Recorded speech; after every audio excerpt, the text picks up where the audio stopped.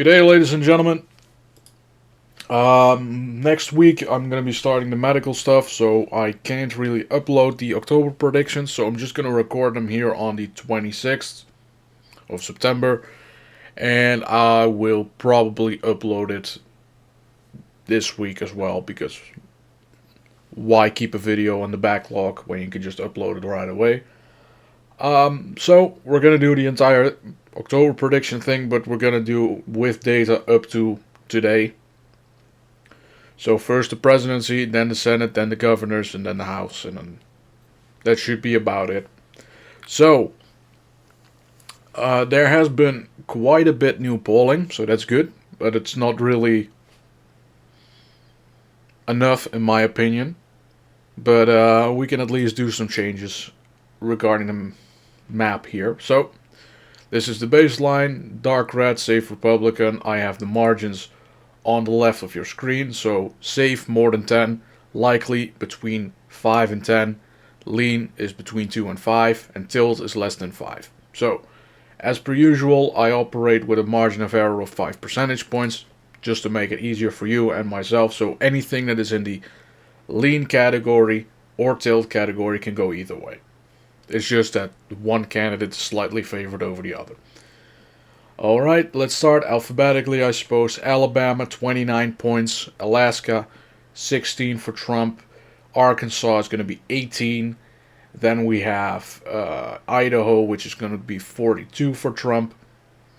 Indiana, 25. Iowa, 18 points. Kansas, 22. Kentucky, 41. Louisiana, 16. Mississippi, 15 points. Missouri, 18. Montana 25, Nebraska 19 points. We have North Dakota with close to 50. Ohio is going to go to Trump by about 15 points. Oklahoma by 28. South Carolina by 20. South Dakota by 42. Apologies. Tennessee is going to Trump by about 31, 32 points in that particular range. West Virginia and Wyoming are both going to go to Trump by at least 40 points. So those are the safe Republican states. I already mentioned those and I already pre-filled them in. Which means, in this particular case, Texas is no longer safe. Keep that in mind. I am going to do a little bit of charity here, and I'm going to say that Maine 2nd is going to go to Trump in a safe manner. Because I don't really want to check those districts in that particular polling. It's just annoying to go for. Likewise, Maine's 1st and Nebraska 2nd, I'm just going to hand to the Democrats for the exact same reason.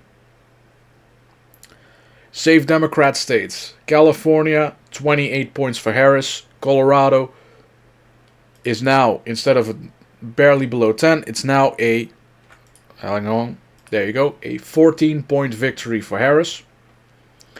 Connecticut goes to her by about 12, at least that's with the current polling. Delaware, however, this is a funny one. Because Republicans are significantly underestimated on the presidential ticket in the state of Delaware by about 7 points. With the latest poll, I think it was ActiveVote, where Harris is leading Trump by about 17. The margin of victory is actually 9.9, which is funny. Hawaii, about 18 points. Then we have Illinois, about the same margin as Hawaii, is also 18 points. We have a new one in the likely column, but we discussed that a little bit later. Just skip it for now. Maryland, Massachusetts both go to Harris by about 25 and 31. We have New Mexico, Harris plus 11 at this point. New York is the same margin, Harris plus 11. We have Oregon going to Harris by 15. We have Rhode Island going to Harris by 20. Vermont goes to Harris by about 40 points, which is coincidentally also the margin that Phil Scott is going to win it by later today. Washington goes to Harris by 20, and those are all the safe states. Let's go likelies. Likely Republican, the first one is Florida. I have it going to Trump by about 8.6 percentage points. So about 52% for Trump and about 44% for Harris. That's about the margin of victory that I'm estimating right now. Next up on the list would be I'll just zoom down. Texas, slightly below 6 at the moment. But then again, that is including the poll that had all red winning, and I don't see that happening. So at this particular point, I have Trump winning with about 53% of the vote, and then depending on how third parties are doing in the state, Harris gets at the most 47, but it's probably going to be less than that. So third parties are mainly going to take away votes from Harris in Texas. That is it for the safer or the likely Republican seats. Now we have the likely Democrat seats. First one is Maine. So we had new polling. Pan Atlantic came out. That's a pretty good poll. Had Harris winning by 9. So that's pretty good for her. But it did have the second congressional district go to Trump. So that's about what I'm expecting. Harris plus 7. So it's about the same as Biden did in 2020. Let's zoom down a little. Next one is New Hampshire. I have it go to Harris by about 7. 6.5, 7, that particular range. Next likely state is New Jersey. I have it go to Harris by slightly below 10, so it's the same margin as Delaware, basically. And that's mainly due to the southern side of New Jersey. So that's Van Drew's district. It is Smith's district. Those are rapidly swinging towards the Republican Party. Then you have the north with Thomas Keene's district. You have Josh Gottheimer's district. Those two particular, so the northwestern part, that is also heavily Republican territory. That's also moving to the right. So you can estimate movement that makes New Jersey a little closer than it should be, at least in previous cycles. That is it for the likely Democrat states.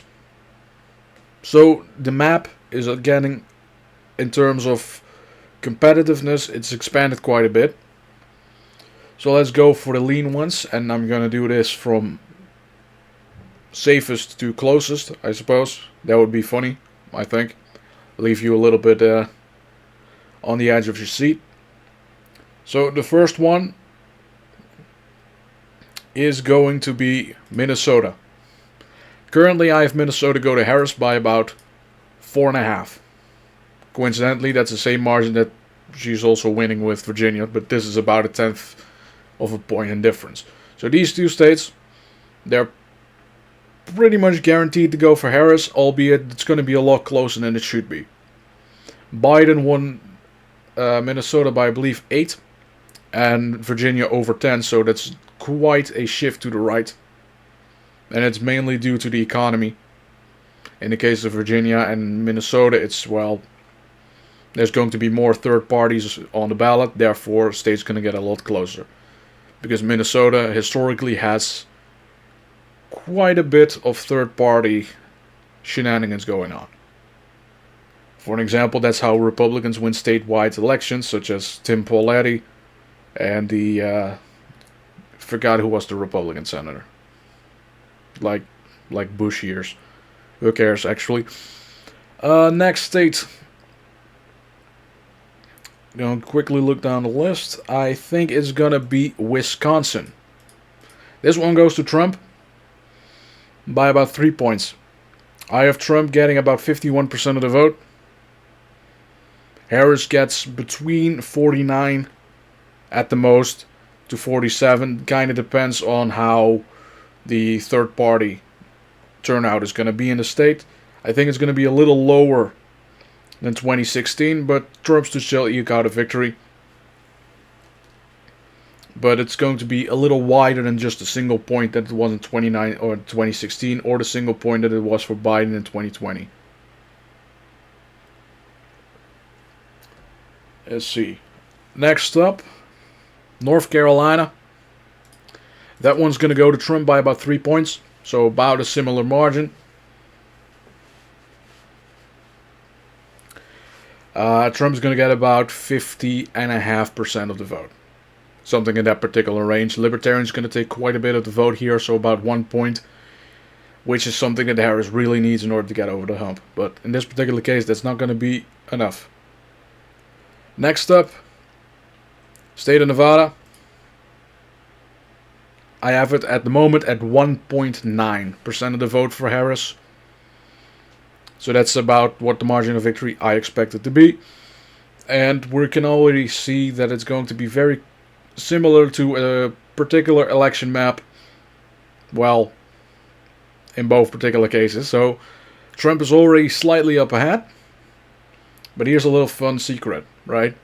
So let's do the Sun Belt first and then the Rust Belt finish up, and coincidentally it's the same in margin. So Arizona, I have it go to Trump by a similar margin as Nevada goes to Harris, so about 1.8, 1.9% of the vote, that particular range.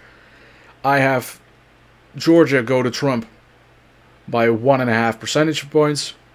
Trump is getting about 49.5% of the vote, Harris is getting 48.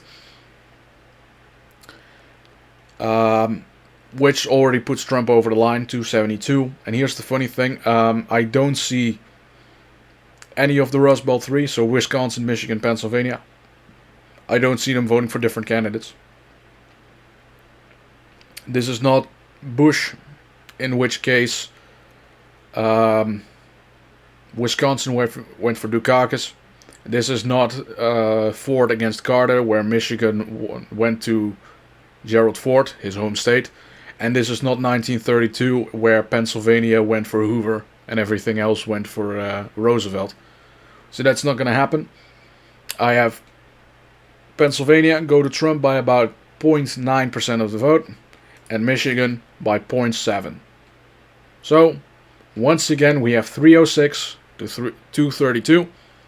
This time with redistricting and Nebraska second flipping towards Harris. That is still the same number of electoral votes. Now, in terms of faithless electors, there can be a few, but it's not going to be enough to rob Trump of his electoral victory. So, we can look forward to a nice little compilation of Democrats objecting to the Electoral College result, just like they did in 2017 and 2005 and 2001. So we can look up for that. So this is what it is, and for the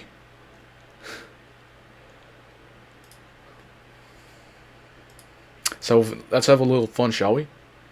For those that are going to skip to the end of the video. So obviously we're going to do a little funny, and we're just going to give Trump. So let's do this, DC, and let's do this, right? So, hey, for the idiots that are skipping to the end of the video because they're too lazy to watch this thing that isn't even 10 minutes. Oh, it's 13, whatever. Here you go, here's Reagan's map. Fuck you. Have a nice day, ladies and gentlemen. I know yours is going to be better than mine, so enjoy your day. See you next time. Cheers.